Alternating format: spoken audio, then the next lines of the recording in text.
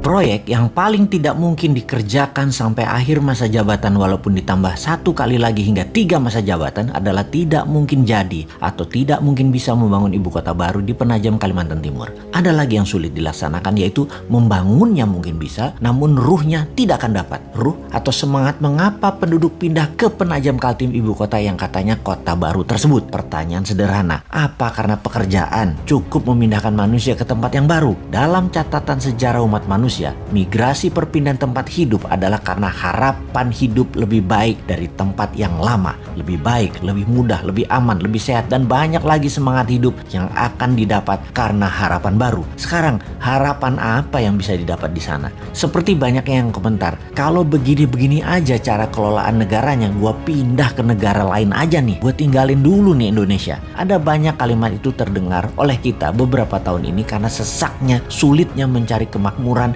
di negara tetangga kita ini yang karena pejabat utamanya mengendalikan jalannya bernegara padahal dia tidak dipilih oleh rakyatnya. Karena hilangnya harapan di negara sendiri dan banyaknya peluang di negara lain, terutama karena lazy money. Itulah keinginan pindah ke tempat lain menuju negara lain menjadi lebih banyak. Kemudian memindahkan orang sebanyak 5 juta ke ibu kota baru. Ini tidak mungkin cepat. Ini terjadi dalam kurun waktu yang lama. Paling cepat dalam 10 tahun. Itu pun harapan hidupnya harus menjanjikan 2 kali dari tempat tinggal yang lama dan dicapainya dengan waktu yang cepat. Kota ini bisa jadi kota mati, mangkrak. Membangun kota seperti real estate saja, Bintaro, BSD, Alam Sutra yang berdekatan dengan vibrantnya Jakarta memerlukan waktu lebih dari 15 tahun baru kerasa manfaatnya. Apalagi pusat pemerintahan, apalagi ibu kota. Asli nggak sederhana. Antar pulau lagi. Entah apa alasannya ngotot memindahkan ibu kota yang tidak punya sejarah nasionalnya, tidak ada sektor ekonominya, dan tidak ada sektor keamanannya sebagai wilayah terpenting, yaitu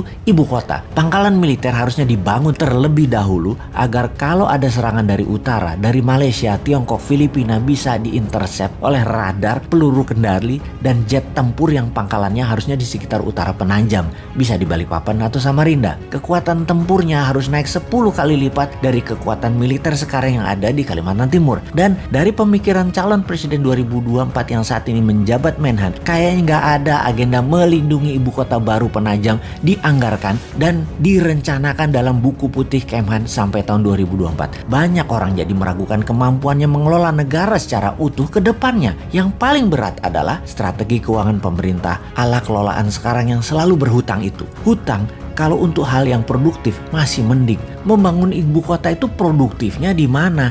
Ibu kota itu bukan profit center tetapi cost center. Jadi lupakan proyek ibu kota yang hanya pencitraan dan jargon. 20 tahun gak akan kelar dan pemimpin 2024 nanti dari Newman tidak akan meneruskan proyek tidak produktif ini. Pasti kita punya rencana lain yang jauh lebih produktif dan jauh lebih powerful. Saran aja nih Pak, saran, ngapunten loh ya, hanya saran. Lebih baik 3 tahun ini tidak usah bangun-bangun baru yang kesannya megah-megahan. Bagaimana memikirkan dan melakukan tindakan yang produktif mengurangi hutang yang selama 5 tahun kemarin hampir ngutang terus sebanyak 5.000 triliun bisa lunas nanti di akhir masa jabatan. 3 tahun ke depan itu lunasi. Biar pemimpin ke depan ringan menjalankan strategi bernegara untuk Indonesia menjadi negara superpower tahun 2045. Jangan minta jabatan 3 kali deh solusinya.